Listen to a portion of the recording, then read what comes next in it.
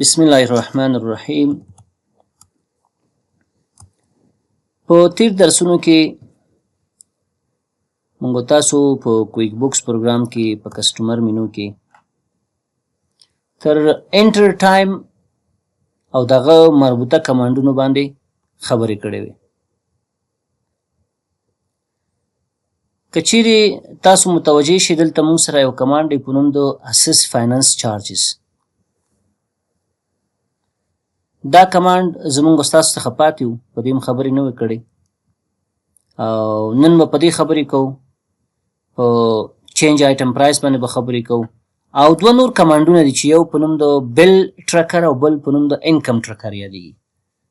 کله چې تاسو په خپل کمپنی فایل کې ملټیپل کرنسي فعاله کوئ نو انکم ټرکر چې د کسټمر مربوط کیږي او بل ټرکر چې د وینډور مربوط کیږي دا دواړه کار نه کوي. نو دې دپاره باید موږ څه وکړو؟ ملټیپل کرنسي باید په خپل کمپنۍ کې فعاله ونه لرو. نو زه څه چل کوم، دا کمپنی فایل چې ما خلاص کړی دا کلوز کوم، ما سره یو بل کمپنی فایل دی په هغه باندې کار کوم. دا مې نو انتخاب کړو. دلته که چیرې تاسو متوجه شئ ما سره یو کمپنۍ ده په نوم د A to Z سیلز، دا اوپن کوم. دې کمپنی فایل کې موږ سره ملټیپل کرنسي فعاله نه ده، نو ځکه دا انکم ټرکر، بل ټرکر او کیش فلو هاپ او همداسې نور کمانډونه زیاتره دلته کار کوي. نو ګورئ تاسو چې کله راشئ کسټمر مینو ته، دلته موږ سره یو بل کمانډ پیدا شوی دی په نوم د انکم ټرکر. په همدې شکل که چیرې تاسو وګورئ یو بل کمانډ دلته موږ سره بل هم پیدا شوی دی په نوم د کریټ باچ انوایس. دا هم مخکې نه و.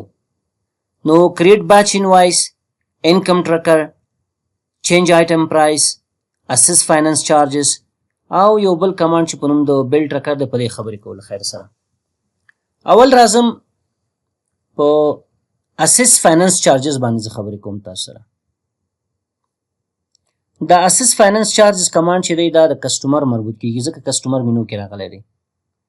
کله کله داسې وشي چې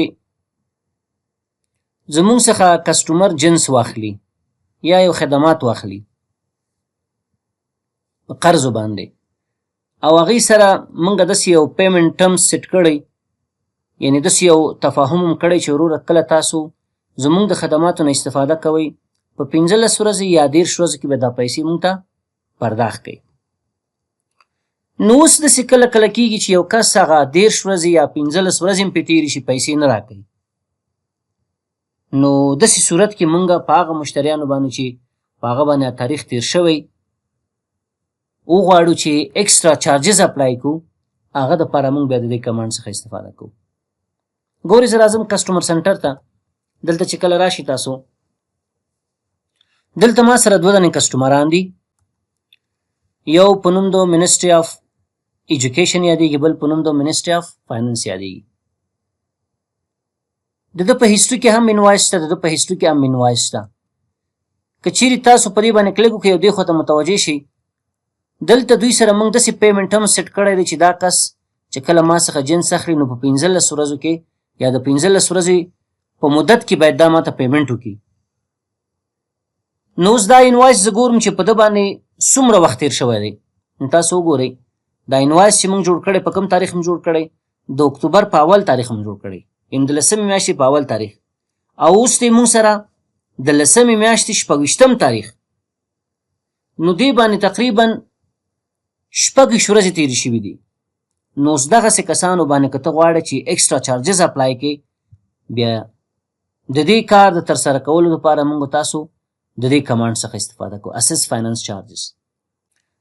نو دې نه مخکې چې په دې باندې زه کلیک وکړم، راځم چیرته؟ ایډیټ مینو ته راځم، پریفرنسز ته راځم.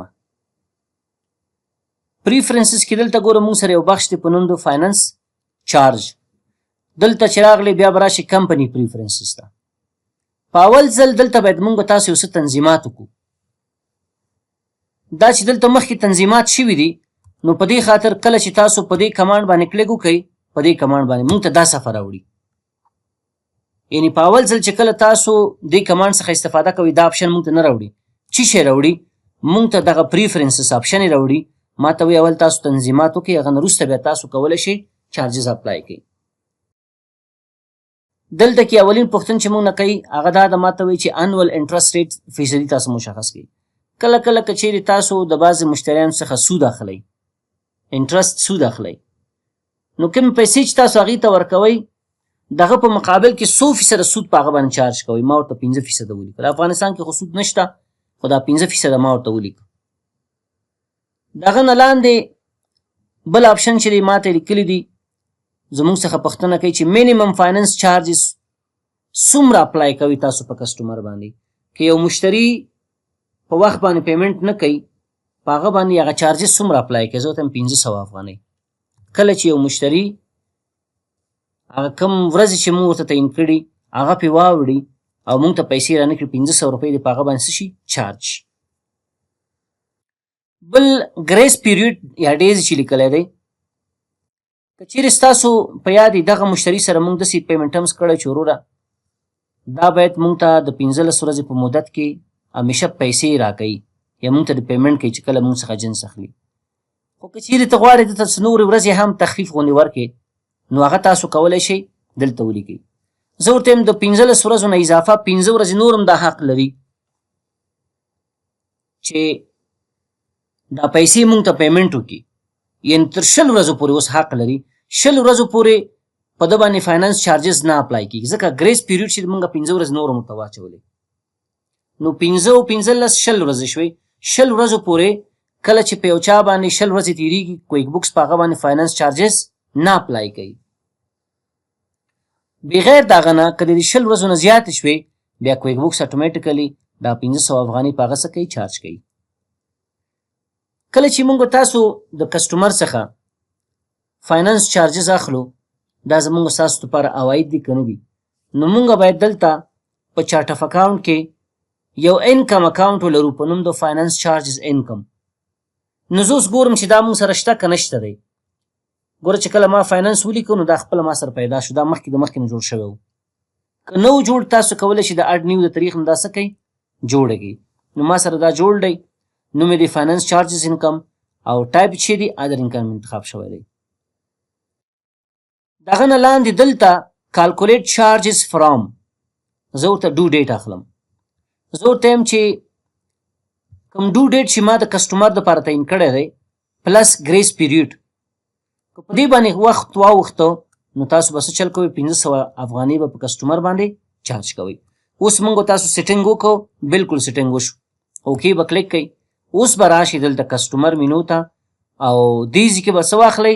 اسس فاینانس چارجز باندې به کلیک وکړئ. تر څو کویک بکس پروګرام دغه فاینانس چارجز اسسمنټ موږ ته وکړي 100 روپۍ کېږي، په دې مې کلیک وکړو. په دې چې کله کلیک وکړو اټومیټیکلي کویک بکس پروګرام څه چل وکړه؟ ګورئ 2 دانې مشتریان ما ته انتخاب کړو. تر دغه تاریخه پورې چې دا کرنټ ډیټ دی، ما ته وایي 2 دانې مشتریان دي ستا، یو منسټري اف ایجوکیشن دی، بل منسټري اف فاینانس دی. هغه قوانین چې تا په پریفرنسز کې تعین کړي د هغه په اساس باندې 1500 چارجز باید په دې باندې اپلای شي. اټومیټیکلی خپل یې سلیکشن کړی دی. موږ ته ګوره که ته وایي چې نه دا انمارک که انمارک کولی هم شي، که وایي چې مارک آل مارک کولی هم شي، یو هم انتخابولی شي، 2 هم انتخابولی شي. دغه نه وروسته څه چل کومه؟ راځم اسس فاینانس چارجز باندې کلیک کوم. چې کله په دې باندې کلیک وکړو، تاسو اوس راشئ وګورئ کویک بکس همدې کسټمر ته یو بل انوایس جوړ کو د 1500 افغانۍ په ارزښت باندې. دا زمونږ 1,25,000 روپۍ قرضدار و، 1,25,500 روپۍ شو. دا زمونږ 1,000 قرضدار و، اوس 1,500 افغانۍ دا د بیلنس شو، دا زمونږ قرضدار شو.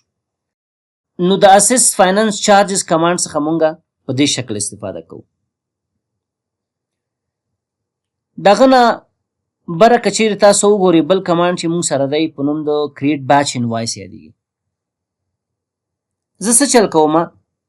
راځم یو 10 تنې کسټمران جوړوم. څنګه؟ اکسل پروګرام مې خلاص کو، بلینک وربوک مې واغستو، دا پیج مې لږ ذره زوم کړه، دا ورکشیټ، او دلته مې ولیکه کسټمر نیم. او لاندې راغلم ولیکئ چې کسټمر -01 او دا مې تر دې ځای پورې ډرګ اینډ ډراپ کړو.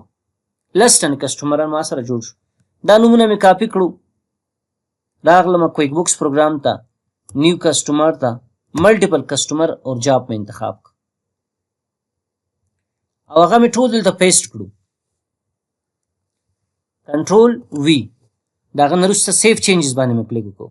10 تنې کسټمران ما سره کویک بوکس پروګرام کې کسټمر سنټر کې اضافه شو که نه؟ بلکل اضافه شو. اوس که چیرې تاسو غواړئ چې د 10 تنې کسټمرانو ته یو رقم انوایس جوړ کړئ، نو بیا موږ تاسو د دې کمانډ څخه استفاده کوو، کریټ باچ انوایس. باچ مطلب مجموعي، د یو څخه ډیر. نو راځم په دې باندې مې کلیک وکړو، اوکې مې کلیک کړو. اوکې مې چې کله کلیک وکړو دلته وګورئ ما ته خپل د کسټمرانو څومره نومونه چې دغه دلته راوړي، هغه لیست یې ما ته راوړي. ما ته وایي کوم کسټمرانو ته تاسو غواړئ چې باچ انوایس جوړ کړئ، دلته انتخاب کړئ، اډ باندې کلیک.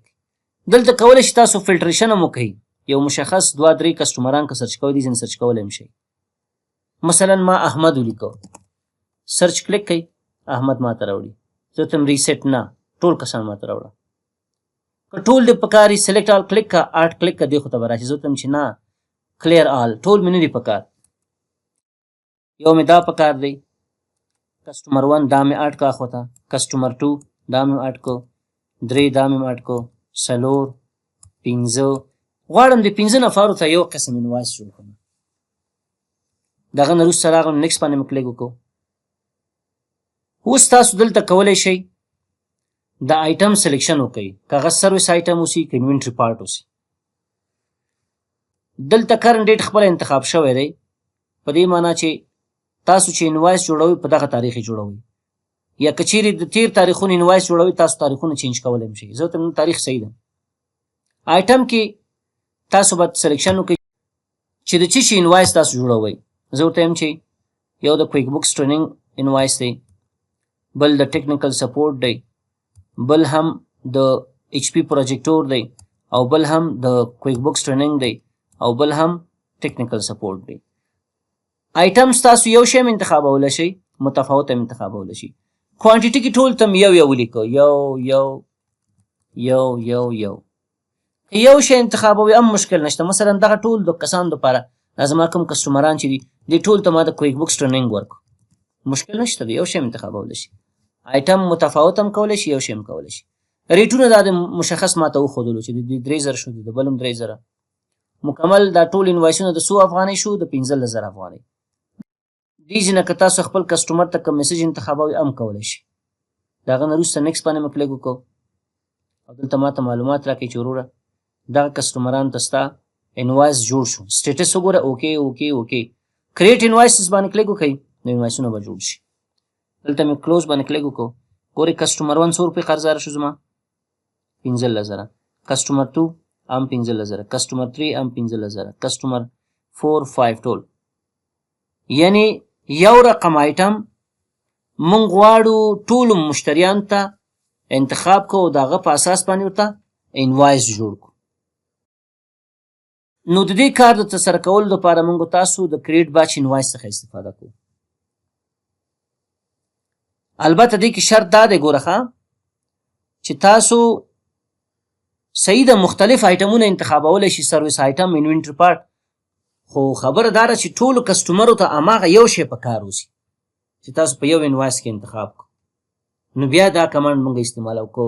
کسټمران تقاضا او د هغې غوښتنه متفاوته وي، بیا به مجبوره جدا جدا کریټ انوایس کمانډ څخه استفاده وکړئ. جدا جدا انوایسونه به د دې طریق نه جوړ کړئ. ورته د هغه وخت استعمالو زیاتره وخت مثلا یو 15 نفر راځي وایي وروره ما ته هم دغه شی جوړ کړه، ده ته هم دغه شی جوړ کړه، هغه ته هم دا شی جوړ کړه. نو بیا دې نه موږ استفاده کوو. بل د هغه نه لاندې موږ سره بل کمانډ چې دی په نوم د انکم ټرکر یادېږي. د نوم نه معلومیږي که چیرې تاسو غواړئ خپل عواید ټریس کړئ، څومره پیسې موږ ترلاسه کړي دي، څومره اوپن انوایس دي، څومره پیسو باندې تاریخونه تیر شوي دي، دا معلومات ټول موږ تاسو په انکم ټرکر کې کتلی شو. په دې باندې کلیک وکئ چې په دې هم کلیک وکړو نو دا وګورئ دا صفحه موږ ته خلاص شو. دا په نوم د انکم ټرکر یادېږي. ما ته وایي تر اوسه پورې تا چاته اسټیمیټس نه دي جوړ کړي دې کمپني فایل کې، سیلس آرډر دې هم نه دي جوړ کړي او ټایم اینډ ایکسپنس هم ریکارډ کړي نه دي. تقریبا 2,01,000 افغانۍ په ارزښت باندې اوپن انوایس لري، یعنې ستا مشتریان قرضداره دي. 2,01,000 افغانۍ په دې کې 1,55,000 افغانۍ کومې دوه انوایسونه چې د دوی هغه تاریخ هم تیر شوی دی، د ده تاریخ تیر شوی دی او تر اوسه پورې دا یو میاشتې تېره شوې ده، په دې کې تا ته هېڅ چا پیمنټ هم نه دی کړی. یعنې دغه انوایسونه چې ټول ګورئ د دې ټول ارزښت 2,01,000 افغانۍ کېږي چې په دې کې دغه دوه دانې ګوري دا لاندې چلته لیکلي دي دا اوورډو دی، په دې معنی چې په ده تاریخ تیر شوی دی. دا دلته مونږ کتلی شو. داسې هم کولی شو چې که چیرې تاسو راشئ دا آیکن بار ته او دلته تاسو ورته وایئ چې ما ته کمپني سنپ شاټ وښیئ. وګورئ زموږ اکاونټ ریسیبل څومره دی. زموږ اکاونټ ریسیبل 2,01,000 روپۍ دی که نه دی؟ بلکل دی. نو دغه موږ ته په مجموعي شکل دلته داسې ښیي. نو ټول څو انوایسونه دي؟ 9 انوایسونه دي. اوپن انوایسز په دې معنی چې په خلکو باندې زموږ پیسې پرتې دي، انوایسونه هم جوړ کړي، پیسې نه دي راکړي تر اوسه پورې. خو که چیرې د ده څخه مثلا زه د یو انوایس پیسې ترلاسه کړم، مثلا دغه انوایس ما سلیکټ کړ او دیز کې راغلم ریسیو پیمنټ مې ورته وویلی، دا پیسې ما ترلاسه کړې د دغه کسټمر څخه. سیو ان کلوز مې کلیک کړ. ګوره اوس به د 9 په ځای باندې 8 انوایس شي او پیسې هم کمې شي. اوس وګوره ما ته 2,01,000 روپۍ ستا په خلکو دي او دا مجموعاً د 8 انوایسو مربوط کېږي. دا اوورډو پیمنټ وګورئ دغه دوه دانې اوورډو دي دلته ما ته ښیي. دې کې دا یو ما سلیکټ کړ، صحیح شوه او دلته راغلم ریسیو پیمنټ مې بیا ورته وویلی، ریسیو پیمنټ مې ورته وویلی، هم مې دا انوایس پیسې ترلاسه کړې، هم دا چارجز مې ترلاسه کړي. سیو ان کلوز. اوس دلته وګورئ اوورډو انوایسز یو دانه پاتې شو. خو ما ته وایي تا دغه تیر یو میاشت کې تقریبا 1,40,500 افغانۍ ترلاسه کړي دي او زما انپیډ انوایسز چې دي یا اوپن انوایس 90,500 افغانۍ ته کم شو. نو دا ډیر یو مهم کمانډ دی. نو دغه انکم ټرکر مونږ د دې دپاره استعمالوو. په همدې شکل دغه نه لاندې بل کمانډ چې مونږ سره و په نوم د چینج آیټم پرایس یادېږي. آیټم لیست باندې مونږ خبرې کړې دي. دا د مارکیټینګ دپاره بعضې ټولز دي. که تاسو د خپل ادارې دپاره د مارکیټینګ دپاره بعضې سافټویر یا ټولز خریداري کوئ، مثلا یو بخش په نوم د ورک آرډر مینجمنټ دا یو سافټویر دی، یا ایډیا یو بل سروس دی. که هغه اټکول غواړئ خپل کویک بوکس پروګرام کې د پیسو په مقابل کې تاسو دې ځینې اټکولی شي. نو چینج آیټم پرایس موږ دې دپاره استعمالوو. دا زیات په افغانستان کې قابل د تطبیق دی. که چیرې ستاسو پام کړئ د تورخم لاره یا مثلا یو کوم بل بارډر چې بند شي د تیلو دا د کوم خوراک کباب چې د قیمتونه یو رجک شي یا ډالر چې جګ شي، دا قیمتونه د هر څه جګ شي. نو رئیس تاسو ته وایي چې هلکه تاسو داسې چل وکړئ دغه ټول څومره اجناس چې مونږ خرڅوو په هر یو باندې 15 روپۍ یا 10 روپۍ یا د فیصدي په اساس 2% قیمت زیات چارج کوي، قیمتونه جګ پورته بوځئ، جګې کوي. نو په داسې حالاتو کې مونږ تاسو د چینج آیټم پرایس کمانډ څخه استفاده کوو. نو راځم په دې باندې کلیک کوم چې په دې کلیک ما نه پوښتنه کوي وروره څه شي پرایس چینج کوي، د سروسز یا د انوینټري پارټ. زه ورته یم چې د انوینټري پارټ کې ما سره چې دی یو HP پروجیکټور دی، د ده قیمت څومره دی؟ 25,000 روپۍ دی. یو پروجیکټور 25,000 روپۍ دی. نو زه ورته یم چې یاره داسې چل وکړه، رئیس ما ته ویلې چې دغه څومره انوینټري پارټ چې ته لرې په دې باندې ته کولی شي په اماونټ کې هم پیسې زیاتې کړي دلته نه، او په فیصدي باندې هم کولی شي فیصدي هغه زیات کړي پیسې. زه ورته ما ته ویلې چې 15% قیمت پورته بوځه. نو دلته راغلم ومې لیکه چې 15% به ورسره ولیکئ. که فیصده مو نه لیکو کویک بوکس فکر کوي چې دا پیسې اضافه کوي، 15 روپۍ اضافه کوي. دا مې سلیکټ کړو. که ډېر آیټمونه یې مارکال هم کولی شي. ورته وایي adjust price of market items by amount of percentage 5% based on current price. current price څومره دی 25,000. adjust کلیک کړه نو 26,250 روپۍ شو. 1,250 روپۍ د 25,000 افغانۍ 5% کېږي. دغه نه وروسته مې اوکې کلیک کړه. اوکې مې چې کلیک کړه اوس چې کله زه یو کسټمر ته انوایس جوړوم، مثلا احمد ته انوایس جوړوم، راغلم نیو ټرانزیکشن ته کریټ انوایس باندې کلیک کوم.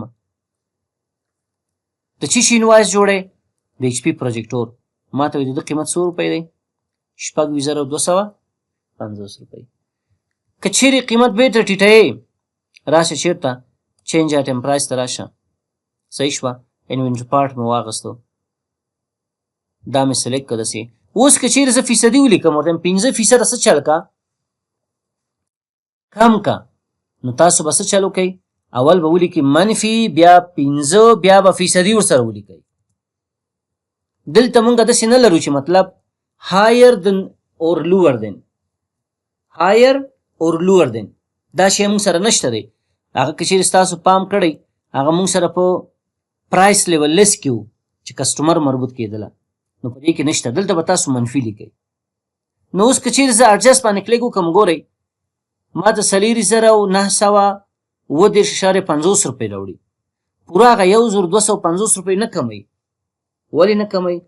ځکه دا فیصدي چې دا 5% اوس دا د 6,250 روپۍ فیصدي ده او مخکې 5% چې وه چې موږ اضافه کړو هغه د 15,000 افغانۍ 2% 5% و نو قیمت فرق کوي. نو دې دپاره اسانه لاره څه ده چې هغه آیټم به انتخاب کوئ. دلته به هغه پیسې ترې کمه کړي وویل کې منفي 1,250 روپۍ. هغه نه وروسته اډجسټ کلیک کړئ ګوره 15,000 روپۍ ته کم شو. د هغه نه وروسته اوکې باندې کلیک کوم زه دا کلیر کوم. اوس تاسو وګورئ چې کله زه د کسټمر نوم انتخاب کړم او د هغه نه وروسته آیټم ته راشم نو اوس په قیمت بیرته څو ته ټیټ شوی 15,000 افغانۍ ته. په همدې شکل نور یو کس سوال کوي وایي چې استاد که چیرې زه د دې ځای نه چینج آیټم پرایس نه د یو انوینټري پارټ قیمت زه ټیټوم جګوم نو دا لږ ذره نسبتا مشکله ده چې د هر یو جدا جدا دلته فیصدي مشخص کړم یا یې اماونټ مشخص کړم بیا هغه نه وروسته اډجسټ کلیک کړم. داسې نه کېږي چې دغه کرنټ پرایس زه یو دفعې مثلا 20 قلمونه ماته مخې ته راشي دا څومره چې دي هغې کې خپله یې ولیکم داسې بلکل کولی شي. څنګه کېږي دا را به شي چېرته دې ځای نه هم کولی شي نیو کسټمر ته راشئ اډ ملټیپل کسټمر انتخاب کوئ او دې ځای کې د کسټمر په ځای باندې انوینټري پارټ تاسو انتخاب کوئ. انوینټري پارټ هم چې انتخاب کو د کمې انوینټري پارټ تاسو قیمت چینج کوئ د ایچ پی پروجیکټور قیمت 100 روپۍ دی دا خو مونږ ته تمام شوی دی. سل پرایس 15,000 دی زه لیکم 6,000 چینج شو که چینج نه شو ډېر په اسانۍ سره تاسو کولی شئ دې نه چینج کړئ. که په همدې شکل نور آیټمونه یې مونږ سره هغه نه وروسته سیف چینجز باندې کلیک وکړئ ما ته یو میسج راکوي یو انوینټري آیټمس ریکارډډ اوکې کلیک کړئ. اوس چې کله زه یو کسټمر ته انوایس جوړوم دا هماغه انوینټري پارټ نو تاسو وګورئ 100 روپۍ چارج کوي 6,000 او داسې هم کولی شئ تاسو راشئ وینډور ته انوینټري اکټیویټیز ته انوینټري سنټر ته راشئ او دې ځای کې نوي انوینټري کې اډ ملټیپل آیټمس انتخاب کوئ. دا هم چې انتخاب که هماغه پخوانۍ خبره ده ټول انوینټري مونږ ته راوړي. تاسو کولی شئ قیمتونو کې ډېر په اسانۍ سره تغییرات راوړئ قیمت زیات کړئ او قیمت کم کړئ مشکل نشته دی چې څومره ستاسو خوښ وي تاسو کولی شئ دې ځینې کم و زیات کړئ. بله خبره مونږ سره د بیل ټرکر وه انکم ټرکر باندې خو مونږ خبرې وکړې. بیل ټرکر چې دی دا د وینډور مربوط کیږي ګرچې تر اوسه پورې مونږ تاسو په وینډور باندې خبرې نه دي کړي خو بیا هم غواړم په ده باندې لږ روښنایي تاسو ته واچوم. راځم چیرته وینډور سنټر ته که چیرې تاسو غواړئ په دې پوه شئ چې د کوم وینډور څخه څومره قرضدار هستئ، صحیح ده، څومره پیسې وینډورانو ته ورکړي دي، په څومره بلونو باندې وخت تیر شوی دی، دا معلومات موږ تاسو په وینډور مینو کې په بل ټرکر کې پیدا کولی شو. هماغه یوه خبره ده د انکم ټرکر سره، هغه د عوایدو په باره کې وه، دا د مصارفاتو په باره کې ده. وګورئ ما ته وایي تاسو څومره پرچیز آرډر یې کړي تر اوسه پورې 0، څومره اوپن بیلس لرئ، یعنې په دې معنا چې تاسو د وینډور نه څومره قرضدار هستئ، بیلونه هم چارج کړي دي په ځان باندې خو پیسې هم نه دي ورکړي، 2,20,000. څومره بیلان دي یا بیلونه دي چې په هغه باندې وخت تیر شوی دی 0، او د څومره بیلانو یا بیلونو تاسو تیر یو میاشت کې پیسې ورکړي دي 0. نو ګورئ کله چې دا زه سلیکټ کړم دغه یو الکوزي بیوریج نه زه قرضدار یم 2,20,000 چې دلته ماته ښیي اوپن بیل، دا زه پی کوم، ګورئ دلته پی بیل یې لیکلی. دوه کاره کېږي، یو خو به دا شي دا اوپن بیل به ختم شي او دا پیسې به دلته راشي. اوس ما سره پیسې نشته دي، زه دا د چی شي نه ورکړم. ګوره چارټ اف اکاونټ ته راځم، دلته پیسې زه لرم، پیسې ما سره شته دي تقریبا په ان ډیپازیټډ فنډ کې 1,40,000 او دا پیسې شي تقریبا 2,20,000 روپۍ. زه څه چل کوم، راځم لیست چارټ اف اکاونټ راځم، دا اکویټي اکاونټونه ډیلیټ کوم او دلته یو بینک اکاونټ جوړوم. کنټرول ان مې کلیک کو، ټایپ مې بینک واغسته، کنټینیو مې کلیک کو، نوم مې ورکو عزیزي بانک او دې کې مې اوپننګ بیلنس ورسو 3,00,000 افغانۍ. ډیټ مې ورته اول د اکتوبر واغسته، اوکې مې کلیک کو، سیو ان کلوز، نو مې انتخاب کو. اوس فکر وکړئ چې دا پیسې زه دغه بینک اکاونټ څخه ورکوم. پی بیلس باندې مې کلیک وکړو، د کوم اکاونټ نه تاسو دا پیسې ورکوئ دلته میتود کې به راشئ، چیک به انتخاب کړئ او دې کې به هغه بانکي اکاونټ انتخاب کړئ. پی سلیکټ بیل باندې کلیک وکړو، ډن مې انتخاب کړو. اوس تاسو وګورئ اوپن بیلس 0 شو او 1 bill paid in last 30 days ماته وایي. په دا تیره یو میاشت کې تاسو چې کوم پیمنټ کړی هغه د یو بل مربوط کېږي، هغه څو روپۍ دي، 2,20,000 روپۍ دي. نو په دې شکل موږ تاسو کولی شو د بل ټرکر څخه استفاده وکړو. نو دا زموږ ستاسو د نن ورځې درس.